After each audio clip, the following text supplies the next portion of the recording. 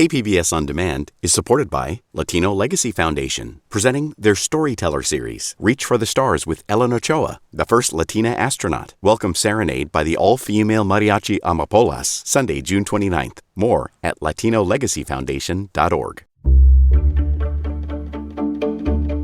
Good morning, I'm Annika Colbert. It's Thursday, January 14th. Mayor Todd Gloria gives his first State of the City address. That story's next, but first, let's do the headlines.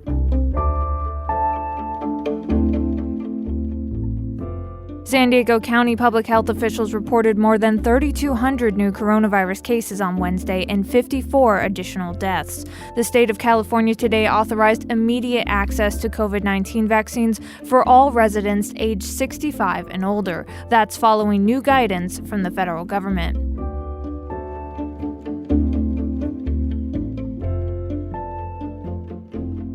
The National Association of Chain Drug Stores projects that retail pharmacies can meet demand for 100 million vaccines in 1 month across the United States when such supply is available. The state will also be rolling out a new system for people to register for notifications regarding vaccine eligibility next week.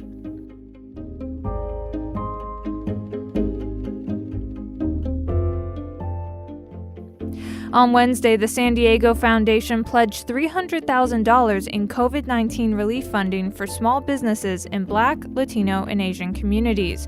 The money will be distributed evenly between 3 groups: the San Diego Black Chamber of Commerce, the Local Initiative Support Corporation of San Diego, and the Asian Business Association of San Diego. From KPBS, you're listening to San Diego News Now. Stay with me for more of the local news you need.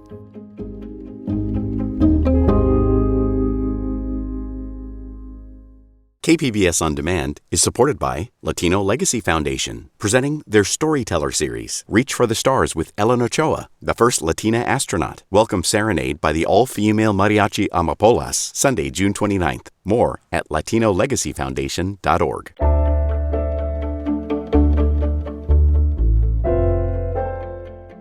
The pandemic, homelessness, social equity, budget deficits, and climate change were top of mind in San Diego Mayor Todd Gloria's first ever State of the City address.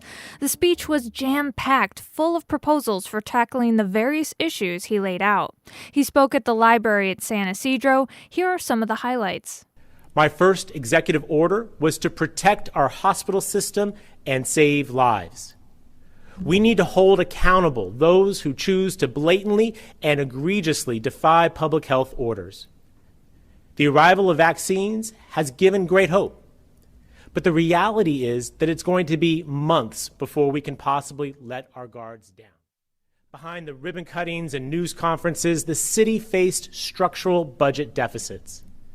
I've inherited a budget deficit that exceeds $150 million and will require difficult decisions to preserve neighborhood services. That hole in our budget is greater than what it takes, so I am pledging a renewed focus on housing-first solutions for our city. That means creating permanent, supportive housing with wraparound services for people who are unsheltered. San Diego can be a leader. I'll be working with my colleagues at SANDAG to approve the 2021 regional plan known as the 5 Big Moves. It will create a transportation blueprint for our region that is equitable, sustainable, and improves the everyday lives of millions of people. We've already started moving some folks into recently purchased hotels that have been converted into housing through Governor Newsom's Project Home Key. I'm working with local, state, and federal partners to secure the funding to purchase more housing units and invest in supportive services. We have to not only help people get off the streets, but stay off the streets. For San Diego's zero traffic death goals, he proposed creating pedestrian promenades in Hillcrest and in downtown. For homelessness, Gloria echoed proposals made by County Supervisor Nathan Fletcher on expanding access to mental health services. Gloria said mental health services should be the first point of contact for homeless individuals. Gloria also discussed law enforcement reform following a summer of protests for racial justice. This starts with acknowledging clearly and definitively that Black lives matter. Now, we can't just say it. Our actions must prove it. Hire officers who reflect the diversity of our city. And the department has updated its policies and procedures to reflect best practices and emphasize de-escalation. And this is a good start, but we must and we will do better. Gloria promised to work closely with the San Diego Police Department. Gloria also committed to building an Office of Race and Equity at City Hall with support from Councilmember Monica Montgomery and social justice leaders. Gloria says he'll be creating a climate equity fund for sustainability projects in vulnerable communities. You can find the full 30-minute version of Todd Gloria's speech at KPBS's YouTube channel or on our website at kpbs.org. San Diego's congressional representatives were on Capitol Hill on Wednesday making their cases for or against the impeachment of President Donald Trump. All Democratic congressional representatives voted to impeach, saying Trump must be held accountable for last week's insurrection at the Capitol. Many of my colleagues have said that it's a time for healing and unity, and I agree. After 4 years of this administration, it is a time for healing and it is a time for unity. But you cannot have true healing or unity without accountability. We had a decision to make today, each of us that took the oath of office, whether or not we would stand against domestic terrorism and the incitement of insurrection against the Capitol of the United States, or whether we would look the other way. That was 49th District Representative Mike Levin. East County Republican Congressman Darrell Issa cast a no vote. The fact is, today we are trying to punish the president, at least some are, for 4 years of what he did, not for what happened last week. 20,000 National Guard troops have since been deployed to protect the Capitol ahead of next week's inauguration ceremony. Congressman Scott Peters had this to say about the security situation in D.C. Well, it's heavily armed now, and a perimeter fence is being built that's supposedly not scalable, according to the law enforcement. I know that the thing that we would look forward to is that the Secret Service is in charge of the of this national security event, the inauguration, not the Capitol Police. Capitol Police really failed us. The United States Capitol has to be one of the most prominent terrorist targets in the world. And the notion that a mob of civilians could overrun our police force and do that kind of damage and desecrate the Capitol and threaten lawmakers and our staffs is really outrageous. And I do think part of it is that we didn't get federal help quick enough, and we didn't get help from President Trump. I'm sure that's part of it, but there was a big failure. I think that going forward, we know that that we do have a number of troops already on the ground. They'll be there. We're starting the event today for security purposes. They'll be there through the inauguration. We also know that that the Secret Service is in charge, and that people will be focused on this. So I think it's a shame to have it be so armed. One of the great things about the Capitol has been that you could walk in there, any member of the public could walk in there and go knock on the door of his or her representative. That's going to be restricted now. It certainly won't be the case over the inauguration, but I hope we can get back to some semblance of normal because this is the people's government, and we want it to be accessible to the people.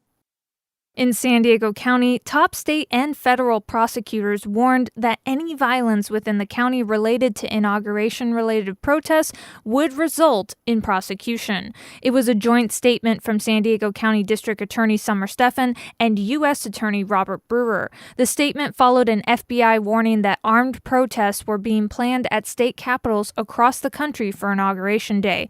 Members of the public have been encouraged to report any information related to planned violence. Meanwhile, President Trump released a video on the White House Twitter account denouncing any violence or criminal behavior.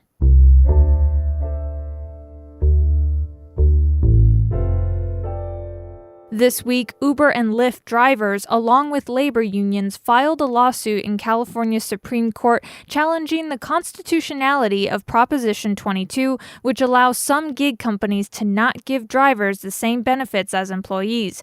KPBS reporter Max Rivlin-Nadler says delivery drivers here in San Diego are already feeling its impacts. Last month, delivery drivers at a Vons in San Diego were called in for a meeting with managers. These drivers had been working serious hours during the pandemic, delivering groceries in refrigerated trucks to older people and people with kids stuck at home. The drivers thought maybe they were getting a bonus or a raise after a difficult year. Instead, they were told their jobs were being eliminated, and that they were going to be replaced by third-party gig workers at the end of February. One of those workers was 27-year-old Matthew, who did not want his full name or his voice used in this story because he's still employed by Vons, which is owned by Albertsons. Matthew told us he struggled to tell his mom and disabled father for a few days that the person who had been supporting the household would be laid off in the middle of a pandemic. Orly LaBelle is a labor law professor at the University of San Diego. It's clearly a monetary incentive. In the end, all of these corporations are acting out of bottom line cost cutting. And I think what's happening is that Albertsons has decided that a deal with, I believe, Grubhub will be more efficient in terms of their liabilities and in terms of their cost of delivery. She said businesses like grocery stores are now emboldened to use gig workers after the passage of Proposition 22, which was passed by nearly 60% of California voters in November, after gig economy companies spent over $200 million supporting it. The proposition provided a carve-out from several state court rulings and a new state law that made companies like Uber, Lyft, or DoorDash hire many of the people that found full-time work through their apps. Instead, transportation-based companies are now exempted from having to do that, saving them millions of dollars. If they had to fully employ or deem their delivery people employees, it would increase costs in such a way that they would maybe fold and leave California. That was their claim. But Albertsons contends Prop 22 had nothing to do with the changes it had made to its business model. In a statement, it told KPBS that the decision would allow the company to compete in the growing home delivery market more effectively. LaBelle thinks it's irrelevant whether Albertsons chalks up the change to Prop 22, because the whole industry is now embracing the model. With delivery, there is an efficiency argument where the same person who's working through this gig is then serving both restaurants and delivering from different grocery stores. And in this way, they can divide their hours and their time and their human energy into many more tasks that they're filling throughout the day. Advocates for Prop 22 say for delivery and transportation services, it provides flexibility for workers who might not be looking for a full-time job or want to make their own schedules. But union leaders like the United Food and Commercial Workers Local 135 Chief Todd Walters thinks this will just lead to the erasure of good-paying jobs. Every employer in the state of California is looking at this and drooling over this because these app-based drivers, the companies are not paying unemployment, they're not paying disability, they're not paying Social Security, they're not paying the taxes. The independent contractor pays for that. You look at how much right now we rely on unemployment and state disability because of COVID. Imagine the more companies that go to independent contractors, those social networks are going to get hit really hard. Matthew, the Vons driver, was making $18 an hour over 2 years on the job. Vons did offer to reassign him to a fulfillment center in Irvine. He says he won't be taking them up on that and couldn't understand why the company was letting him go at a time when its profits have been shooting up. He says that with 13 deliveries a day, he hasn't had time to think about what he'll do when he becomes unemployed, when the country will still be in the midst of a financially punishing pandemic.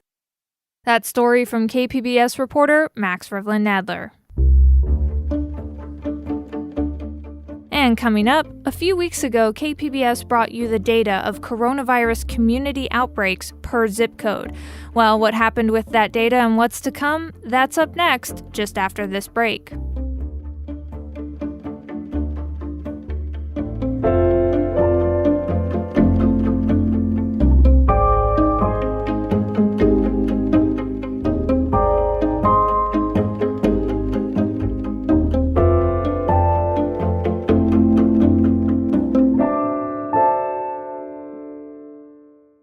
KPBS On Demand is supported by Latino Legacy Foundation, presenting their Storyteller series, Reach for the Stars with Ellen Ochoa, the first Latina astronaut, former NASA director, and San Diego native, Sunday, June 29th.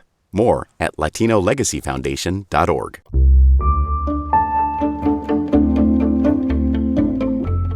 About a month ago, KPBS brought you the story about where COVID-19 outbreaks have occurred with a breakdown per zip code and establishment. That information was not available to the public until KPBS published it. Now, a lot has changed in a month, and joining me now to talk about that story and what happens next is KPBS investigative reporter Claire Tregeser. Claire, welcome to the podcast. Thank you. So, just starting off, why was this information not available before? Right. So since early on in the pandemic, San Diego County has been talking about these outbreaks, but they say it in very vague terms where they'll say, there were 6 at a bar/restaurant, 4 at an office, things like that. And KPBS, along with other news outlets, Voice of San Diego and the San Diego Union Tribune, have for a long time been asking for more specifics. It's one of the biggest questions that we get from readers and listeners and viewers is to know more about where these outbreaks are happening. And the county has maintained that that they don't really need to provide more specifics because they do contact tracing. And so if you were in a place and exposed to someone who had COVID, they would be calling you. And so they don't need to publish more specific information. And why was this information really important? It's important to look at it with the context of the definition of an outbreak, which the county uses, which is that there are 3 people who test positive for COVID-19 who aren't close contacts in the same place over a 14-day period. So that could mean potentially, you have 3 different diners at a restaurant who are all there on separate nights. And so, maybe it's conceivable that they somehow all picked up COVID at that location, but it's also totally possible that it's just a coincidence that there were people in the same place and they later on tested positive for COVID and told contact tracers basically, oh, I was at this restaurant last weekend. So, in some ways, I think getting the information is important because it really paints a bigger picture of exactly what these outbreaks are and what the county is talking about when they talk about these outbreaks. But it also really does shine a light specifically for employees of places and workers who don't necessarily know all the time that there have been a large number of cases at the place that they're working. So I think, it's important for people who are working to have this information. And then it's important for the public just generally to understand more what we're talking about when we talk about these COVID outbreaks. Do other counties in California make this kind of information available? Well, yes. LA County, they provide a lot of basically what we have provided through KPBS, but they just do it publicly up on the county website. They say the date of outbreaks, the location, the business name, and even more importantly, I would say they break down whether it's employees or customers, which the county doesn't really specifically track. San Diego County doesn't specifically track that information. So people in LA can, especially, if they work at a place, they can be checking regularly and see if they've had exposure outbreaks at their place of work. And then people who are, wanting to go to the grocery store or go out to eat or whatever. Well, I guess right now you can't go out to eat, but they can make decisions based on the information that's provided. But LA County is the only county in California that does that. No other counties are making this information publicly available. How have San Diego County officials responded to KPBS publishing the data? Well, we reached out to them multiple times through a county spokesman and didn't get any, they refused to comment. We obviously let them know before the story was published what we had and wanted to talk to them about it. And they refused that. San Diego County Supervisor Greg Cox did send a letter to KPBS's general manager, Tom Carlo, asking us not to publish the information. But that wasn't through the reporters on the story. That was to our general manager. And we obviously declined to listen to that letter. So how will KPBS continue to track where COVID-19 outbreaks are occurring? What's next for this project?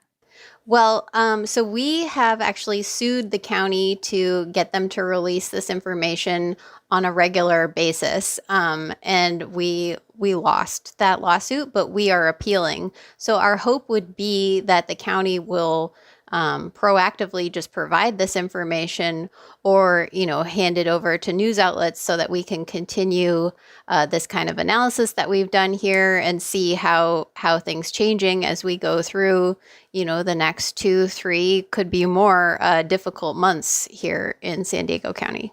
Claire, thank you so much. Thank you. I've been speaking with KPBS investigative reporter Claire Tregeser. And that's it for the podcast today. Be sure to catch KPBS Midday Edition at noon on KPBS Radio, or watch KPBS Evening Edition at 5 o'clock on KPBS Television. And as always, you can find more San Diego news online at kpbs.org. I'm Annika Colbert. Thanks for listening, and have a great day.